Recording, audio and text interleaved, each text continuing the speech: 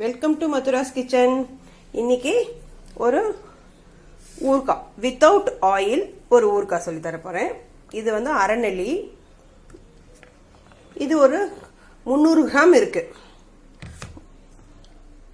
இதுக்கு ஒரு 20 to 25 காஞ்ச மிளகாய் எடுத்துக்கோங்க. 2 டேபிள் ஸ்பூன் உப்பு எடுத்துக்கோங்க. 1 டேபிள் ஸ்பூன் கடுகு, 1 டீஸ்பூன் பெருங்காயம். இதுக்கு நான் 3 கிளாஸ் தண்ணி நல்லா கொதிக்க வச்சிருக்கேன்.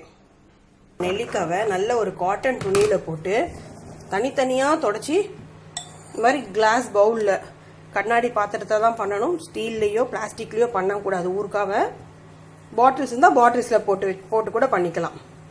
இந்த மாதிரி தொடச்சி எடுத்து வச்சுக்கணும். ஃபர்ஸ்ட் இந்த மாதிரி கொதிச்ச தண்ணியில் மிளகாவை ஊற போட்டுடலாம். ஈஸியாக அரைக்க முடியும். உப்பு வந்து பாதி இதில் போட்டு மிக்ஸ் பண்ணி வைக்கலாம். பாக்கி பாதி கடுகு உப்பு ஃபஸ்ட்டு போட்டு பொடிச்சிட்டு இதை போட்டு அரைச்சி எடுக்கணும். உப்பு போட்ட உடனே ஒரு 1/4 ஸ்பூன் மஞ்சப்பொடி. இது விருப்பப்படுறவங்க போடலாம்.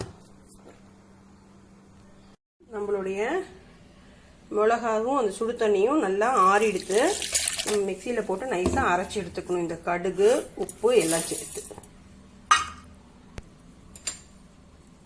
இந்த மாதிரி நைஸாக அரைச்சதுக்கப்புறம் இந்த பெருங்காயமும் அதில் போட்டு மிக்ஸ் பண்ணிடணும். ஜஸ்ட் ஒரு வாட்டி மிக்சி ஓட்டிட்டு வந்தோம்னா போகிறோம். அரைச்ச மசாலாவை இந்த நெல்லிக்காயில் போட்டுடணும். நெல்லிக்காய் முழுகிற அளவுக்கு கண்டிப்பாக தண்ணி இருக்கணும். அதனால தான் கரெக்டாக அளந்து 3 கிளாஸ்ன்னு சொன்னேன். நம்மளுடைய அரை நெல்லின் ஊறுகாய் ரெடி. வித்தவுட் ஆயில் ஃப்ரெஷ்ஷான இந்த ஊறுகாவை எல்லாரும் ட்ரை பண்ணி பார்த்து டேஸ்ட் பண்ணி பிடிச்சிருந்தா வழக்கம் போல் எங்கள் சேனலை லைக் பண்ணுங்கள், ஷேர் பண்ணுங்கள், கமெண்ட் பாக்ஸில் கமெண்ட் போடுங்க. சப்ஸ்கிரைப் பண்ணாதவங்க சப்ஸ்கிரைப் பண்ணுங்க. மறக்காமல் அந்த பெல் பட்டனை ப்ரெஸ் பண்ணுங்க. Thank you.